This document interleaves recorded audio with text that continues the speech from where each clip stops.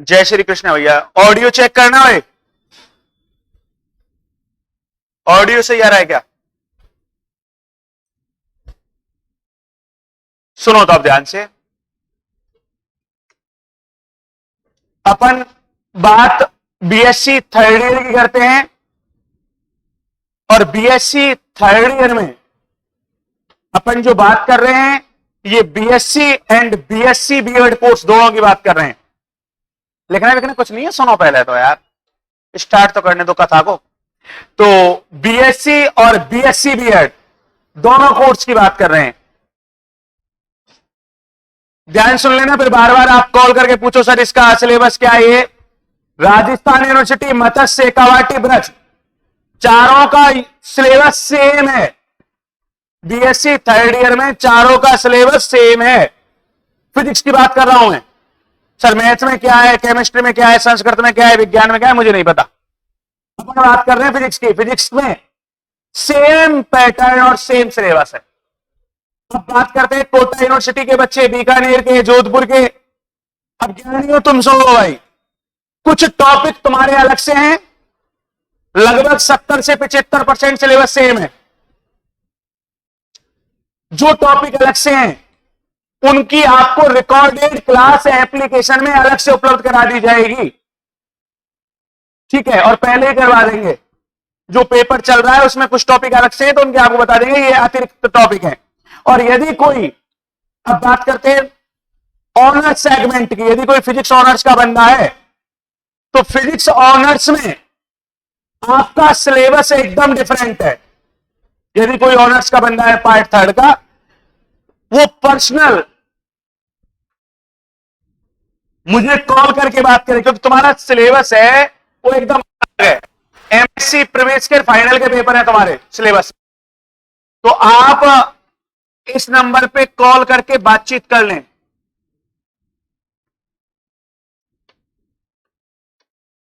और कहानी यहां से स्टार्ट करें, मैं बीएससी पार्ट थर्ड ऑनर्स में हूं, सुन लेना भाई ऑनर्स वालों। तो फिर मैं आपको बताऊंगा कि तुम्हारा सिलेबस किस प्रक्रिया से होगा, क्योंकि तुम्हें एमएससी प्रवेश और फाइनल वाले बैच में बैठना पड़ेगा। क्योंकि ये पेपर तुमने सेकेंड ईयर में ही पढ़ लिए, फाइनल के जो पेपर चलते हैं, क्वांटम है ये पेपर। चलो अब बीएससी पास कोर्स के बारे में बात करते हैं। सिस्टम वही है, पैटर्न वही है, एग्जाम का पैटर्न, वेटेज वही है। आपकी जो फिजिक्स है, जैसे फर्स्ट ईयर सेकेंड ईयर में 150 नंबर की थी। एक बात, कोविड के तहत जो आपको संविधान में यूनिवर्सिटी ने लचीलापन दिया था, संशोधन किया था, वो अतिरिक्त नियम सभी हट जाते हैं अब, और पुराने तौर तरीके से जो विश्वविद्यालय के नियम चलते आ रहे हैं उसी पैटर्न पर एग्जाम होगा। ये माइंड में सेट कर ले, ठीक है, मेरे अकॉर्डिंग ये दिमाग में सेट कर ले, क्योंकि अब कोरोना दूर दूर तक नजर नहीं आ रहा। और तुम भक्ति करके उसको बुलाओ तो वो बात अलग है, क्योंकि 3 साल का तुम्हारा डिग्री प्रोग्राम है, बीएससी पासपोर्ट की बात कर रहा हूं मैं, और 2 साल तुम्हें भगवान ने बहुत अच्छी गिफ्ट दी है। 1 साल ही तो पढ़ना पड़ रहा है। वास्तव में फर्स्ट ईयर में तुम जो पढ़े हो ये तुम्हारा दिल समझता है तुम्हारा दिल के फर्स्ट ईयर में नहीं। बीएससी करने के लिए, बीएससी अपने आप में एक अहम कोर्स है। अब जो फर्स्ट ईयर में उनसे बात करके देख रहे हैं ना, अपने आप में ढंग से पढ़ाई करनी पड़ती है, ढंग से। या तुम थर्ड ईयर में अब करोगे तब तुम्हें पता चलेगा, अच्छा ये तो भगवान की गिफ्ट मिल गई हमको। अब थर्ड ईयर में पता चलोगे, स्टडी करोगे ना, तुम्हें अब पेपर चलेंगे तुम्हारे मैथ में, फिजिक्स में, या जो भी तुम्हारा तीसरा सब्जेक्ट है, रसायन शास्त्र जो भी है, तब पता चलेगा। तो फिजिक्स में अपने 150 नंबर का वेटेज है, फर्स्ट ईयर सेकेंड ईयर की तरह। वही कहानी, ये 2 भागों में डिवाइड हो जाता है। जो थ्योरी वाला पार्ट है वो 100 नंबर में, और प्रैक्टिकल वाला पार्ट है 50 नंबर का है। तो इस पे दिमाग लगाने की आवश्यकता नहीं है। जो प्राइवेट कॉलेज में पढ़ रहे हैं वो तो नहा धो के मस्त रहे, क्योंकि तुमने फीस ही इसलिए दी। इसमें दिमाग ही मत लगाओ, बढ़िया नंबर बिना हेडिक के। गवर्नमेंट कॉलेज वाले गुरुजी डराते हैं कॉलेजों में कि ये कुछ नहीं होने वाला, मस्त रहो, 40-42 नंबर हो तब भी देते हैं, प्रैक्टिकल अटेंड कर लेना। ठीक है, क्योंकि वो खुद प्रैक्टिकल नहीं कराते, तो उन्हें पता है बच्चों को क्या आएंगे। कॉलेज में गुरुजी नहीं कराते आपको, डिवाइस ही नहीं है, कहां से कराएं, जंग लगी पड़ी है डिवाइसों में तो। ठीक है, दिमाग इधर लगाना है, ये तो फिक्स है 40-45 एवरेज मिलेंगे, और किसी का बढ़िया सिस्टम बैठ जाए तो मिलते हैं, हर शतक लगने में मिनट लगती है। ठीक है, थ्योरी पे बात करना है। थ्योरी 3 पार्टों में, फर्स्ट ईयर की तरह, सेकंड ईयर की तरह, थर्ड ईयर में भी 3 पेपर है अपने, वही कहानी। First paper 33, second paper 33, third paper 34, ये 3 पेपर होंगे। फर्स्ट फिजिक्स का पेपर है, इस फर्स्ट फिजिक्स में तुम्हारे जो फिजिक्स है उस पेपर का नाम है क्वांटम फिजिक्स।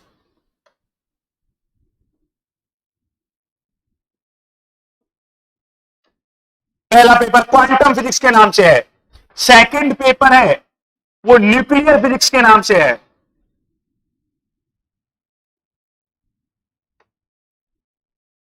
और थर्ड पेपर है वो तुम्हारा, कई गुरुजी इसको कई जगह ये मटेरियल फिजिक्स लिख रखा है, कई बुक में, कोर्स के अंतर्गत यूनिवर्सिटी में, कई ने ये केमिकल फिजिक्स लिख रखा है।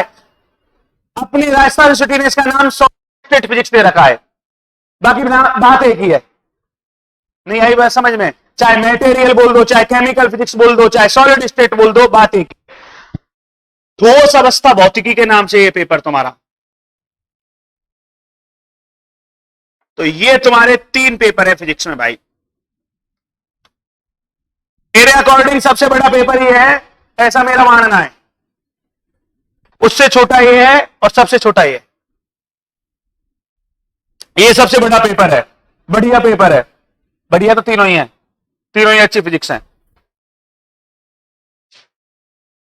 पर इसमें टाइम ज्यादा लगता है। क्वांटम वाला पार्ट है क्योंकि एकदम नई फिजिक्स आएगी, अभी तक आपने क्वांटम फिजिक्स के बारे में पढ़ा नहीं है। तो याद करो, तुमने 12th क्लास में यदि यदि यदि 12वीं क्लास में एक चैप्टर पढ़ा था, तुम्हारे याद आ रहा हो तो, डी ब्रोगली का, ऐसा पढ़ाया था गुरुजी ने, डी ब्रोगली के नाम से एक चैप्टर, 11वां चैप्टर एनसीईआरटी बुक में हो शायद, प्रकाश का द्वैतता का सिद्धांत, dual nature concept of light, जिसमें डी ब्रोगली, हाइजेनबर्ग ऐसे नाम सुने थे। कण तरंग के रूप में होती है, ऐसा कुछ, लैम्डा बराबर एच अपॉन पी सुने, ये धुंधले धुंधले दिखाई दे रहे होंगे। तो वो डी ब्रोगली, हाइजेनबर्ग, तो उससे रिलेटेड पूरी कहानी है इस बुक में एकदम। नए नए साइंटिस्टों के नए नए विचार आएंगे, डी ब्रोगली क्या कहता है, हाइजेनबर्ग क्या कहता है, श्रोडिंगर क्या कहता है, प्लांक की कहानी क्या है, रेले की कहानी क्या है, जेन्स की कहानी क्या है। तो अलग अलग साइंटिस्ट विचार पढ़ने हैं। न्यूक्लियर फिजिक्स में नाभिक से रिलेटेड बातचीत करनी है। पहले यूनिट में नाभिक का इंट्रोडक्शन है कि नाभिक होता क्या है, क्या है नाभिक, नाभिक के बारे में अलग अलग वैज्ञानिकों को क्या विचार है, नाभिक में कौन कौन से पार्टिकल एग्जिस्ट करते हैं, उन पार्टिकल के स्ट्रक्चर क्या है। तो फर्स्ट यूनिट है वो न्यूक्लियर फिजिक्स में इंट्रोडक्शन ऑफ न्यूक्लियस है। सेकेंड यूनिट है, वहां पे अपन न्यूक्लियर फिजिक्स में रिएक्शंस के बारे में स्टडी करते हैं, नाभिक की अभिक्रियाओं के बारे में अध्ययन करेंगे। इसमें यूनिट सेकंड है कि न्यूक्लियर रिएक्शंस क्या होती हैं। ठीक है, उसके बाद जो थर्ड यूनिट है वो सबसे छोटी यूनिट है, और उसमें हम जैसे पार्टिकल होते हैं, कण होते हैं, आपने पढ़े इलेक्ट्रॉन, प्रोटॉन, न्यूट्रॉन, तो इन कणों की पहचान कैसे की जाती है, इलेक्ट्रॉन कैसे पता चलता है, ये प्रोटॉन कैसे पता चलता है। तो इनको पता लगाने के लिए जो डिवाइस होती है उसे डिटेक्टर कहते हैं। क्या कहते हैं, डिटेक्टर, हिंदी में बोले तो संसूचक। तो डिटेक्टर के बारे में पूरा चैप्टर। तो अलग अलग साइंटिस्टों के अलग अलग विचार से, एक साइंटिस्ट है जिसका नाम है गाइगर, गाइगर, एक का नाम है मूलर। तो गाइगर का जी ले लिया, जब नाम कठिन सा होता है तो उसको शॉर्ट फॉर्म में बोल देते हैं, नहीं आया समझ में, गाइगर का जी ले लिया, मूलर का एम ले लिया, तो उस डिवाइस का नाम रख दिया जीएम। क्या नाम रख दिया, वास्तव में वो गाइगर मूलर काउंटर होता है। 2 वैज्ञानिकों ने मिलकर एक डिवाइस बनाई थी, डिटेक्टर बनाया था। तो ऐसे करके यूनिट थर्ड में तो मैं पार्टिकल के आइडेंटिफिकेशन है कि कण की पहचान कैसे की जाती है, उनसे रिलेटेड डिटेक्टर है। एक तुमने 12वीं क्लास में एक टॉपिक पढ़ा था, याद हो तो, साइक्लोट्रॉन पढ़ा है 12वीं क्लास में, साइक्लोट्रॉन याद करो। साइक्लोट्रॉन त्वरित्र पढ़ा था, इलेक्ट्रॉन को ऐसे गोल गोल घुमा के फिर भगाया था, डी आकार में ऐसे ऐसे बनाए थे गुरुजी ने, भूल जाते हो तुम यार। ऐसे याद करो, फिर यहां में इलेक्ट्रॉन डाला, फिर इसने ऐसे ऐसे कर घूर्णन गति करना प्रारंभ किया था, फिर ये भागा था, ऐसे ऐसे कुछ पढ़ा था। तो वहां एक ही था, एक ही ट्रॉन था भाई। कौन सा ट्रॉन? यहां लाइन लगा के ट्रॉन ही ट्रॉन है, साइक्लोट्रॉन, बिट्टाट्रॉन, सिंक्रोट्रॉन। ठीक है, तो इन्हें बोलते हैं त्वरित्र। क्या बोलते हैं इन्हें? त्वरित्र। त्वरित्र क्या होते हैं? बाइक चलाइए, बाइक, तो उसमें एक एक्सेलरेटर होता है, रेस खींचने का, रेस रेस। तो वो रेस क्या काम करती है? वेलोसिटी में चेंज नहीं करती क्या? वेग को बढ़ाती घटाती नहीं है क्या? तो ऐसे ही कणों के वेग को परिवर्तित करने के लिए, वेग को परिवर्तित करने के लिए, वेग को, सुन ही नहीं रहे क्या बोला मैंने? तो वेग का परिवर्तन ही तो त्वरण होता है। वेलोसिटी में चेंज ही तो क्या होता है? एक्सेलरेशन। और एक्सेलरेशन जो जनरेट करता है वो एक्सेलरेटर, वेग में जो परिवर्तन करता है उसे हम क्या बोलते हैं? त्वरक। समझ में आ गया? तो त्वरक है तुम्हारे सिलेबस में, अलग अलग वैज्ञानिकों ने अलग अलग त्वरक बनाए थे। तो ये तो यूनिट नंबर 3 में पढ़ेंगे। और 4th यूनिट है, इसकी कहानी कुछ अलग ही है। इसमें हम कणों के बारे में पढ़ेंगे, कण क्या होते हैं। अभी तुम इतना ही जानते हो, इलेक्ट्रॉन, प्रोटॉन, न्यूट्रॉन, लेकिन अपन कम से भी कम 30-35 कणों के बारे में पढ़ेंगे, उनकी अलग अलग कहानियां, अलग अलग विचार पढ़ेंगे। ये क्या कर रहा है बालिक? ए बालिक इधर देख। तो ये अपन को स्टडी करनी है, पार्टिकल फिजिक्स के नाम से है, यूनिट नंबर 4 है, तो न्यूक्लियर फिजिक्स में। और तो सॉलिड स्टेट फिजिक्स है तुम्हारी, ठोस अवस्था भौतिकी है। इसमें क्या पढ़ोगे तुम? यूनिट नंबर जो फर्स्ट है, ये एकदम सरल है। एकदम सरल का मतलब है, इस यूनिट में तुम क्या पढ़ोगे तुम्हारी समझ में आएगा। 12वीं क्लास में तुमने केमिस्ट्री में एक चैप्टर पढ़ा था, जिसको याद करो, एफसीसी, बीसीसी, क्रिस्टल। क्रिस्टल पढ़ा है, लैटिस, जालक, क्रिस्टल, फलक केंद्रित, काय केंद्रित, ऐसे पढ़े हैं, याद करो। योगदान कितना होगा सेंटर पे रखा हो तो क्यूब के, ऐसे पढ़े हैं ना। तो यूनिट फर्स्ट में जो मैटर है, उस मैटर का अरेंजमेंट कैसे होता है। अपने पास कोई पदार्थ है, जैसे एटम रखने, परमाणु रखने, तो उनकी व्यवस्था कैसे की जाए, उससे रिलेटेड है। मतलब क्रिस्टल के बारे में, क्रिस्टोग्राफी है यूनिट नंबर फर्स्ट में, सॉलिड स्टेट। इसके बाद में सेकेंड यूनिट में मैटर की इलेक्ट्रिक प्रॉपर्टी है। कौन सी प्रॉपर्टी है? मैटर के विद्युत गुणधर्म क्या है। थर्ड यूनिट में मैटर के ऊष्मीय गुणधर्म क्या है। फोर्थ यूनिट में मैटर के मैग्नेटिक प्रॉपर्टी क्या है, चुंबकीय गुणधर्म क्या है। ये तुम पढ़ोगे सॉलिड स्टेट में। मतलब पदार्थ के गुणधर्मों के बारे में पढ़ेंगे, पदार्थ के गुणधर्मों के बारे में पढ़ेंगे, मैटर की प्रॉपर्टीज के बारे में पढ़ेंगे। तो फर्स्ट यूनिट में मैटर क्या है, और बाकी यूनिट में मैटर की प्रॉपर्टी।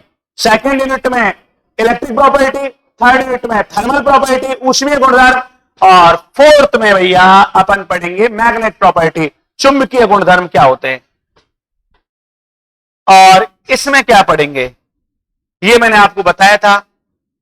ये एक ऐसा पेपर है जो अभी तक इसके बारे में आपने कुछ भी अध्ययन नहीं किया गया।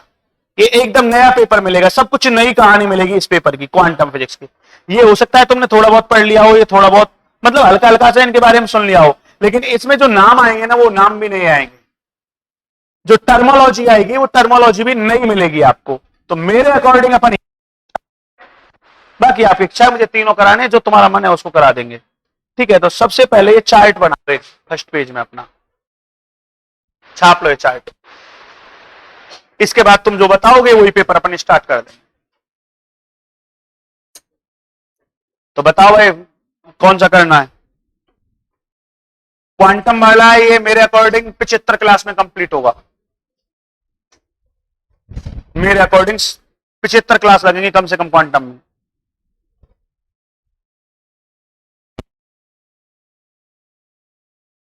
करो, नोट करो भाई।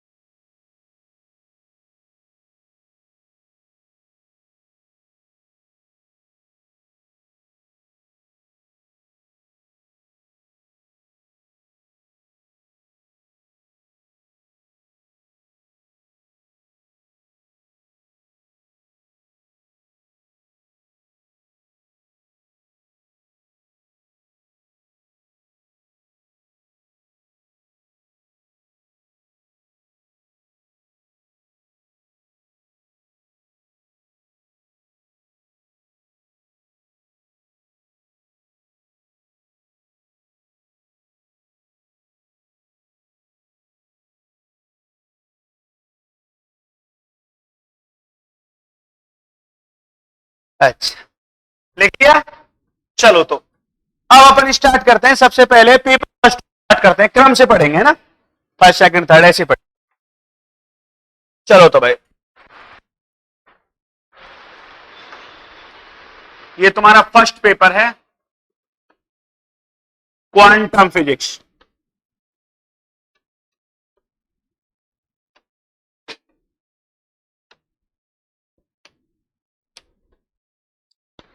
सुनो तो एक बार, अब क्वांटम फिजिक्स में मैं कुछ आपको यूनिट क्लासिफिकेशन समझा देता हूं। इधर ध्यान से बोर्ड पे देखना, वही कहानी, यूनिट फर्स्ट है। इस यूनिट फर्स्ट में तुम्हारे क्वांटम में दो चैप्टर हैं। कौन कौन से? पहला और दूसरा यूनिट फर्स्ट। बेटा देख ले एक बार, मत ज्ञानी बने। टोटल 4 यूनिट होती है ना, तो यूनिट फर्स्ट में दो चैप्टर पढ़ोगे आप, फर्स्ट और सेकंड। और यूनिट सेकंड में दो चैप्टर हैं, थर्ड और फोर्थ। यूनिट नंबर थर्ड में फिफ्थ और सिक्स। Unit fourth. नियम तो यह है, टोपी वाले भैया सुन रहे हो आप, वास्तव में जो अपना, ध्यान सुनो ध्यान से, जो पेपर फर्स्ट है तुम्हारा, इस पेपर का नाम है, जो कंप्लीट नाम है पेपर फर्स्ट का, इसका नाम है quantum mechanics and spectroscopic physics, ये नाम है। लेकिन अपन शॉर्ट में एक ही बात बोलते हैं, पेपर फर्स्ट कौन सा है? क्वांटम। कौन सा पेपर है? क्वांटम। लेकिन वास्तव में पेपर फर्स्ट में दो फिजिक्स हैं, एक तो क्वांटम और एक स्पेक्ट्रोस्कोपी। एक तो क्वांटम और दूसरी स्पेक्ट्रोस्कोपी, दो फिजिक्स हैं। तो फर्स्ट और सेकंड और थर्ड यूनिट में है क्वांटम। फर्स्ट यूनिट में, सेकंड यूनिट में, थर्ड यूनिट में क्या है? क्वांटम। और लास्ट वाली जो यूनिट है, इसमें तुम्हारी कौन सी फिजिक्स है? स्पेक्ट्रोस्कोपी। ये तुम्हारा चैप्टर 7, और इस चैप्टर 7 में स्पेक्ट्रोस्कोपी फिजिक्स है। और ये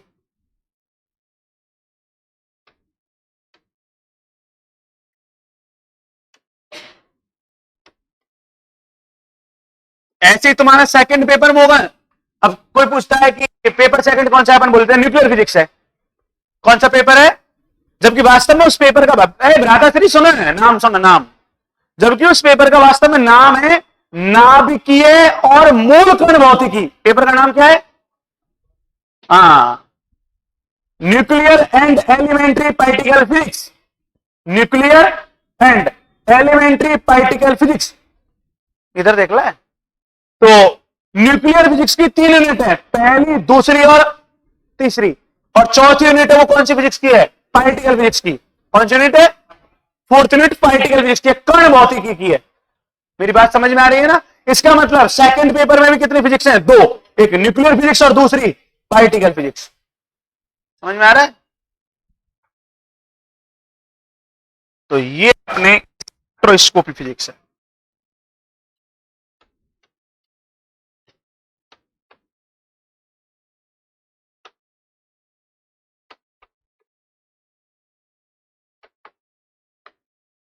तो ये तुम्हारा यूनिट का क्लासिफिकेशन है।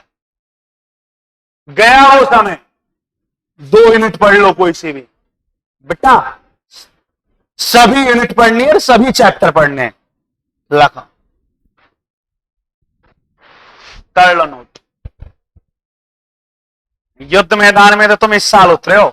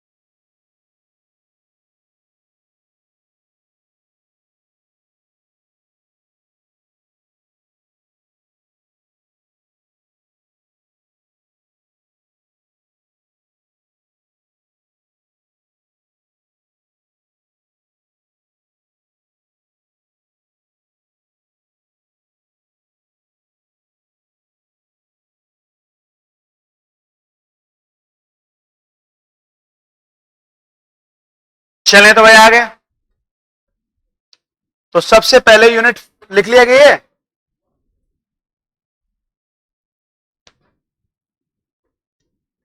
तो यूनिट फर्स्ट की बात करते हैं सबसे पहले। लिखो तो ज्ञान यूनिट स्टार्ट करते हैं। न्यू पेपर का न्यू चैप्टर भैया यूनिट फर्स्ट, और इसमें लेसन भी कौन सा पढ़ रहे हैं? फर्स्ट।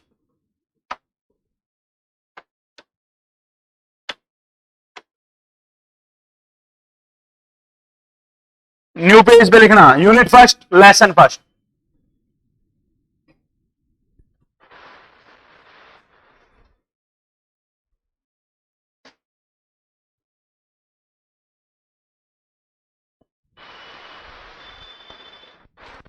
लिख लिया? चलो तो हेडिंग डालो भाई।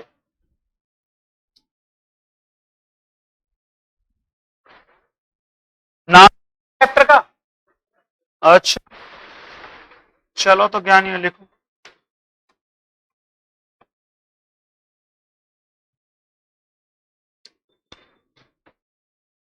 लिखो तो, चलो बोल ही देता हूं। लिखो origin of quantum mechanics, quantum भौतिकी का उद्भव। Origin of quantum mechanics, quantum भौतिकी का उद्भव। ओरिजिन ऑफ क्वांटम मैकेनिक्स, इस चैप्टर में ये पढ़ना है अपन को। Origin of quantum mechanics, quantum भौतिकी का उद्भव। तो ये तुम्हारा चैप्टर का नाम है। अब हेडिंग डाल दें? हेडिंग डाल दें क्या?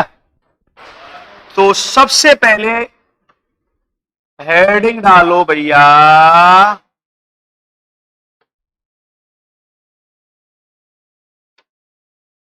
क्या डाल रहे हैं हेडिंग? Quantum physics. स्टार लगा के हेडिंग डालो क्वांटम फिजिक्स। भाई हमें सबसे पहले फिजिक्स पढ़ रहे हैं, उसकी ब्रांच के बारे में पता होना चाहिए, कौन सी ब्रांच की स्टडी कर रहे हैं। नियम के तहत ये 7वां पेपर पढ़ रहे हो तुम फिजिक्स का। 3 फर्स्ट ईयर ने पढ़ लिए, 3 सेकेंड ईयर ने पढ़ लिए, वो बात अलग है तुम्हें कुछ नहीं आता है। ऐसे रामायण नहीं है, रामायण तो उसमें रामायण में भगवान श्री राम की जब लीलाओं का वर्णन किया गया है तो वहां पे खंड बनाए गए हैं। खंड जैसे फर्स्ट खंड में बाल कांड आता है, आते हैं ना ऐसे? नहीं है उसमें ऐसे बहुत सारे कांड है, बाल कांड, इसके बाद अयोध्या कांड, उत्तराखंड, अरण्य कांड, ऐसे कांड, लंका कांड, कांड उसमें लाइन लगा के।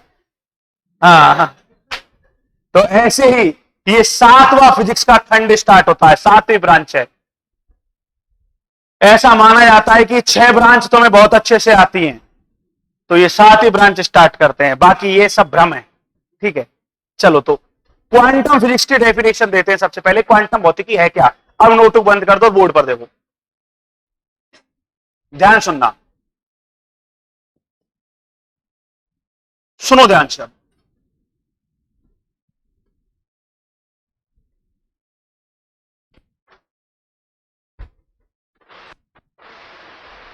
बेटा बात मत करो और ध्यान से। तो फिजिक्स है,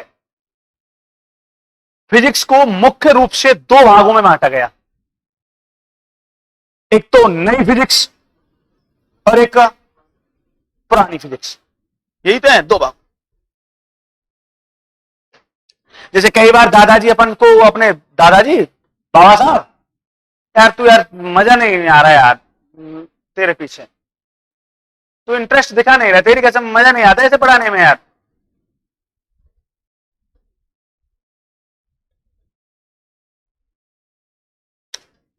चेहरा पसंद नहीं आ रहा क्या? भाई कई बार ऐसा हो जाता है किसी टीचर का आधा ही नहीं है। वैसे ना तो गए यार आनंद जी है, बाकी तेरी इच्छा है। चलो सुनो सुनो,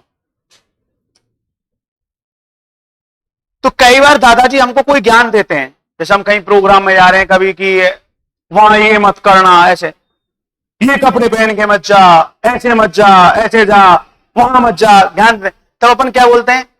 कौन से जमाने के हो साहब? बोलते नहीं बोलते। दैट मीन्स उनके जो लॉ है, उनके रूल है, वो पुराने पुराने। ऐसे ही फिजिक्स की कहानी है। तो फिजिक्स में कुछ पुराने नियम है जो आज मान नहीं है, आज के जो वैज्ञानिक, आज की जो विचारधारा है उन नियमों को नहीं मानती है। तो इसके कारण फिजिक्स के दो पार्ट कर दिए, तो एक नई फिजिक्स और एक पुरानी फिजिक्स। तो पुरानी फिजिक्स को अपन बोलते हैं क्लासिकल, क्या बोलते हैं? Classical physics. जो पुरानी फिजिक्स है, न्यूटन की, गैलीलियो की जो अपन ने पढ़ी थी, या केपलर की, यार सुन बनाता, उनको हम क्या बोलते हैं? Classical physics. क्या बोलते हैं? और हिंदी में क्लासिकल शब्द का अर्थ है चिरसम्मत। क्या अर्थ है? तो चिरसम्मत भौतिकी होती है क्लासिकल फिजिक्स, ये पुरानी फिजिक्स है। और जो न्यू फिजिक्स है, मॉडर्न फिजिक्स है, मॉडर्न मॉडर्न मतलब है, हाँ, तो मॉडर्न आधुनिक भौतिकी। तो आधुनिक भौतिकी की एक पार्ट है, मॉडर्न का एक पार्ट है, और उस पार्ट का नाम क्या है? क्वांटम। क्या पार्ट है? क्वांटम। समझ में आ गया? तो क्लासिकल से क्वांटम कैसे आई, हमारा टॉपिक यह है। तो इस बात को अब आप ध्यान से सुनेंगे। इसका आने का मुख्य कारण क्या था वो आपको समझा रहा हूं मैं।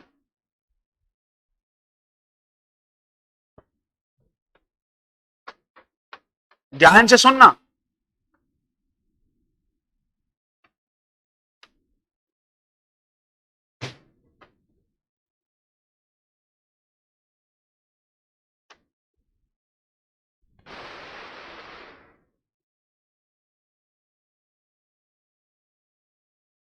मैंने क्लासिकल से क्वांटम के बीच में क्या लिख रखा है? साइज ऑफ पार्टिकल, कण का आकार। साइज का मतलब आकार और पार्टिकल मतलब कण का। तो कण का आकार मतलब कहानी क्या है, मेरी बात सुनो। जैसे अपन यहां खड़े हुए हैं, मान लेते हैं यहां खड़े हुए, सामने रोड है, जस्ट सामने अपने रोड है, अपन यहां पे खड़े हुए हैं। अपन ने देखा भैया दो बस टकरा गई, रोड पे दो बस टकरा गई। अब उस टक्कर का अध्ययन करना है, जो टक्कर हुई है उस टक्कर का अध्ययन करना है। ये टक्कर कौन सी है? प्रत्यास्थ है या भाई इलास्टिक है, इनइलास्टिक कोलिजन है? जो कोलिजन हुई है, टक्कर हुई है, क्या उसमें मोमेंटम कंजर्वेशन लॉ का फॉलो हुआ है? एनर्जी कंजर्वेशन लॉ का फॉलो हुआ है? कोलिजन में और भी हमको कई फैक्टर कैलकुलेट करने हैं। आफ्टर कोलिजन पार्टिकल की वेलोसिटीज क्या है, कौन से एंगल पर स्कैटर्ड हुई है, कितने कोण पर भागी है, भाई दोनों टकराई तो कितने कोण पर भागी। तो ये सब अध्ययन करना है, मेरी बात समझ रहे हैं? तो इनका अध्ययन जब हमको करना है तो अपन सीधी सी बात है न्यूटन के नियमों का उपयोग करेंगे। किसका उपयोग करेंगे? और न्यूटन के नियमों से समझा देंगे। आ गई हमारी बात समझ में? ठीक है। लेकिन लेकिन लेकिन जब इसी बात को हम सूक्ष्म कणों के लिए लगाते हैं, क्या बोला मैंने? बात सुनना आप। इसी बात को हम सूक्ष्म कणों के लिए लगाते हैं, माइक्रो पार्टिकल के लिए लगाते हैं, तो वहां पर न्यूटन के नियम काम नहीं करते। मतलब मैं ये कहना चाहता हूं बेटा, आपने पढ़ा है न्यूटन लॉ क्या होता है? F बराबर, अब मैंने तुम्हें कोई पार्टिकल दिया, भाई न्यूटन का नियम F बराबर है, मैं तो F का मतलब फोर्स, अरे F का मतलब फोर्स होता है, F का मतलब फोर्स बल, M का मतलब मास द्रव्यमान, और A का मतलब एक्सेलरेशन त्वरण। ये बल है, ये द्रव्यमान है, त्वरण है, फोर्स मास एक्सेलरेशन, यही कहानी है। मैं M का मान दे दूं, A का मान दे दूं, तो तुम फोर्स निकाल सकते हो? ठीक है, बिल्कुल निकाल सके। हम बोलेंगे कोई पिंड है, उसका द्रव्यमान ये है, इतने त्वरण से गतिशील है, तो उस पिंड पर आरोपित बल की गणना करो, अप्लाई फोर्स कैलकुलेट करो, कितना फोर्स अप्लाई हो रहा है, मास एक्सेलरेशन दे दिया। सीधी सी बात है सर, फार्मूले में वैल्यू पुट करो, m×a करो, आ जाएगा। बिल्कुल बात सही है, आपकी बात हमारे समझ में आ गई। लेकिन हम आपसे एक बात बोलें, एक इलेक्ट्रॉन है, क्या है? या एक प्रोटॉन है, वो इतने वेग से, उसका त्वरण इतना है, द्रव्यमान हमें पता है, और आप फोर्स कैलकुलेट करो, तो m पता है, a पता है, फोर्स निकाल लिया, फोर्स आ गया फोर्स। लेकिन अब इंपॉर्टेंट बात जो समझनी है, प्रैक्टिकल में जो फोर्स आएगा, जब प्रैक्टिकल करेंगे ना, और वहां पे जो मेजर होगा डिवाइस में फोर्स, वो अलग होगा, और फार्मूले में मिलेगा वो। इसका मतलब क्या? या तो प्रैक्टिकल किया है वो गलत है, या ये फार्मूला गलत है। मेरी बात को सुनो, या तो प्रैक्टिकल किया है वो गलत है, या फार्मूला गलत है। दोनों अलग अलग क्यों आ रहे हैं भाई? सेम फोर्स आने चाहिए थे। फिर प्रैक्टिकल का तो एक नियम होता है, प्रैक्टिकल को दोबारा करो, तीसरी बार करो। यदि आप दूसरी बार प्रैक्टिकल करेंगे, तीसरी बार प्रैक्टिकल करेंगे और सेम डाटा मिल रहे हैं तुमको प्रैक्टिकल में, दैट मीन्स हमारा प्रैक्टिकल सही है। और ये साइंस का लॉ है। साइंस किसे कहते हैं? Experimental verified knowledge is said to be science. प्रयोग के द्वारा प्रमाणित ज्ञान ही क्या कहलाता है? विज्ञान। तो एक्सपेरिमेंटल जो चीज होती है हम उसे मानते हैं, यही तो होती है साइंस। तो इसका मतलब प्रैक्टिकल तो गलत है नहीं, फिर गलत क्या है? न्यूटन्स लॉ, M बराबर ma। फिर इस पर स्टडी की गई। जब इस पर स्टडी की गई तो पता चला कि न्यूटन का नियम भी गलत नहीं है, न्यूटन का नियम भी क्या है? सही। फिर यहां गलत क्या है? गलत यह है कि न्यूटन का जो नियम है, जो ये पुरानी, भाई न्यूटन कौन से जमाने का है? पुराने जमाने का। पुराने जमाने का मतलब, तो जो क्लासिकल फिजिक्स का नियम है या न्यूटन का जो नियम है या पुराने जो विचार हैं, वो सूक्ष्म कणों के लिए काम नहीं करते। कौन से कणों के लिए? तो जब कण का आकार सूक्ष्म होता है, जब पार्टिकल की साइज स्मॉल होती है, माइक्रो ऑर्डर की होती है, तो वहां पे न्यूटन्स लॉ वर्क नहीं करते। तो नए नियम चाहिए, नए नियम। तो नए नियमों की जो शाखा आई, नए नियमों की जो किताब बनी, उस किताब का नाम क्या दिया गया था? क्वांटम। तो ऐसे क्वांटम भौतिकी का डेवलपमेंट हुआ। क्वांटम फिजिक्स का जो उद्भव हुआ था वो किसके कारण हुआ था? कण के आकार कारण। क्योंकि जब कण का आकार सूक्ष्म हो गया था तो वहां पे पुराने फिजिक्स के नियमों ने काम करना क्या कर दिया? बंद। दैट मीन्स प्रैक्टिकल रिजल्ट अलग आते थे। और भैया यदि अपन थ्योरेटिकल निकालें, कैलकुलेशन करके निकालें, तो उनके रिजल्ट अलग मिलते थे। ठीक है, तो इसलिए नई ब्रांच से डील की गई, नए नियम दिए गए, और जो नए नियम हैं वो नए नियमों की फिजिक्स की ब्रांच क्या कहलाती है? क्वांटम। ऐसे अपनी क्वांटम फिजिक्स आई। तो ये आई थी कण के आकार के आधार पर। किसके आधार पर? जब कण का आकार क्या हो गया? सूक्ष्म हो गया। कण का आकार क्या हो गया? सूक्ष्म। तो यहां पे अब जब नई ब्रांच आ रही है, जब नए जमाने के लोग आ रहे हैं, भाई शास्त्रों में एक तो रामायण है नहीं रामायण? तो उस समय के जो योद्धा थे राक्षसों में, तुम्हें पता है? रावण, कुंभकर्ण, भाई साहब नाम सुने हुए हैं? रामायण में नाम नहीं सुने?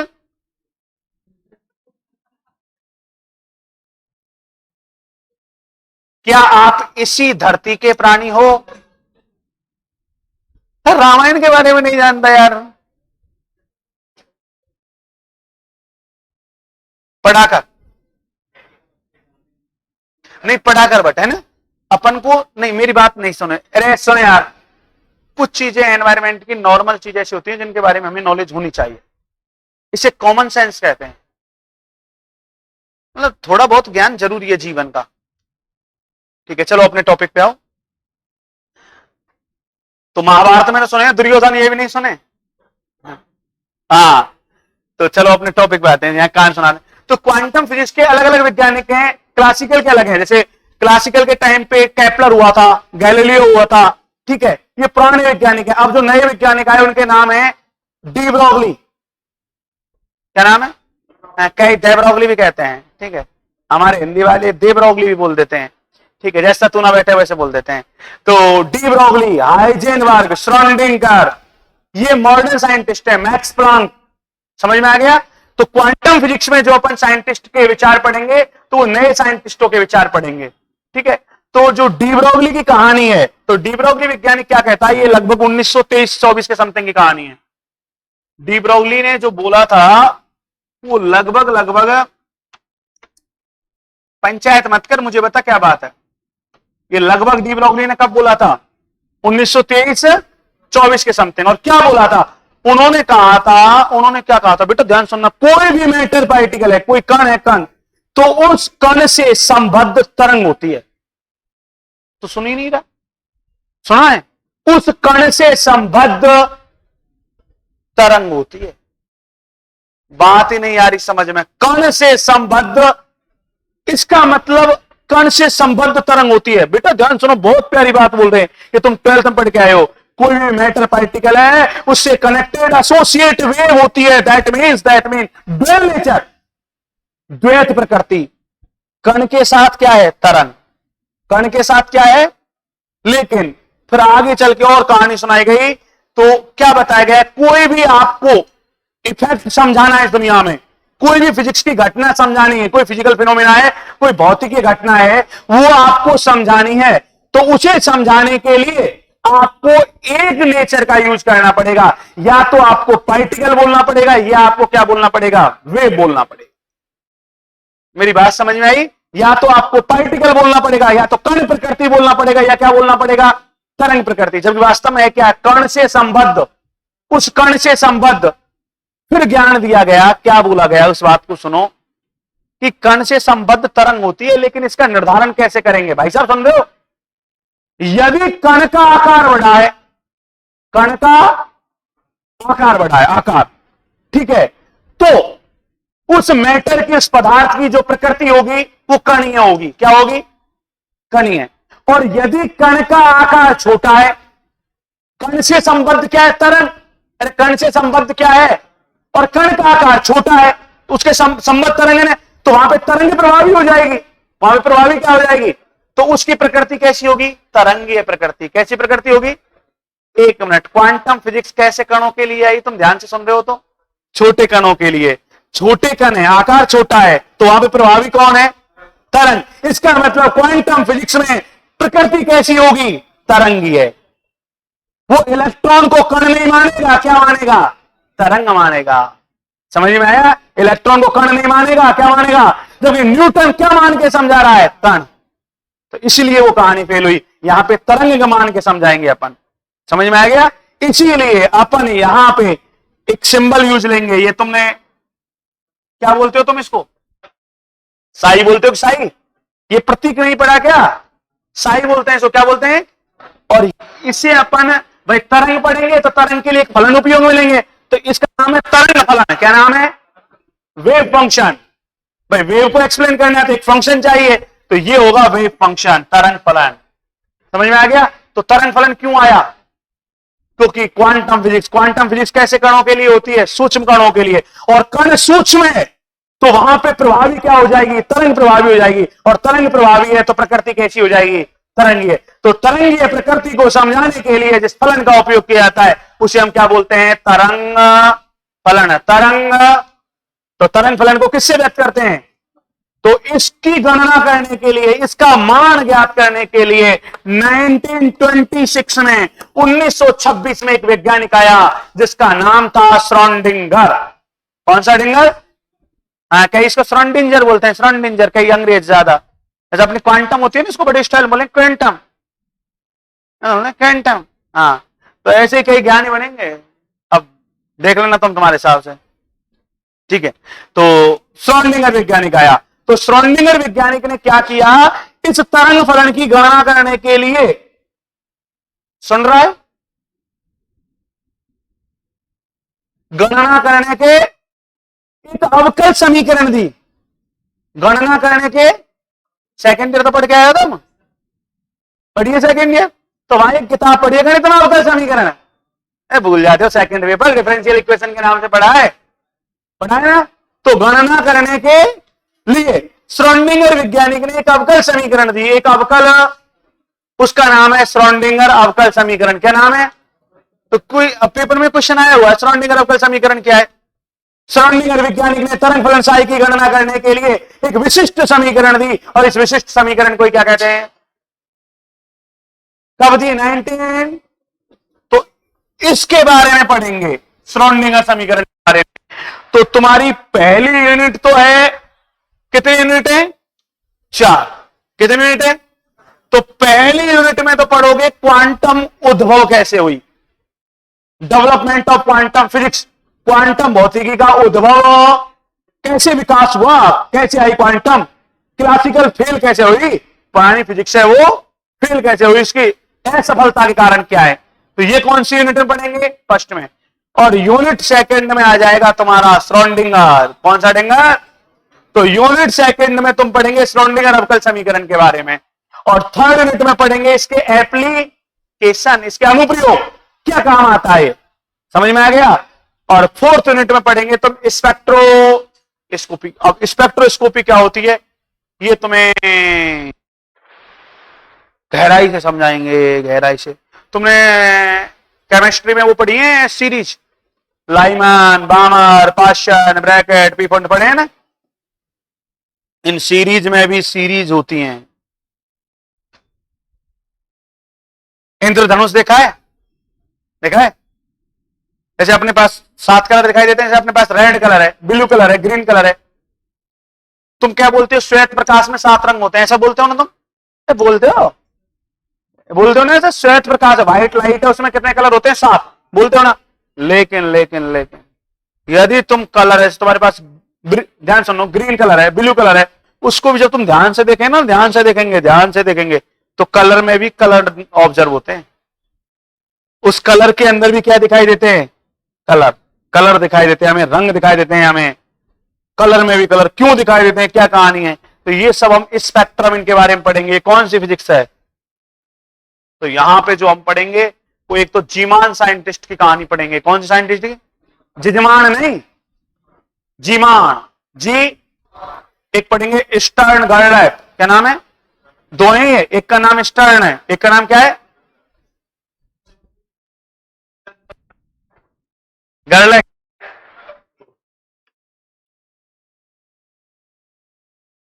स्टर्न, एक है गर्लैक।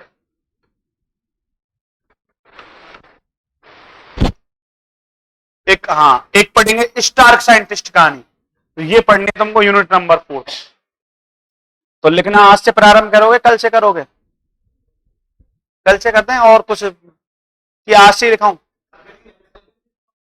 है? हाँ, कल से पढ़ाएंगे, है ना? लिखाना कल से, सिलेबस को स्पीड दे देंगे कल से, ठीक है भाई? चलो, तो आज के लिए इतने का। राधे राधे भैया।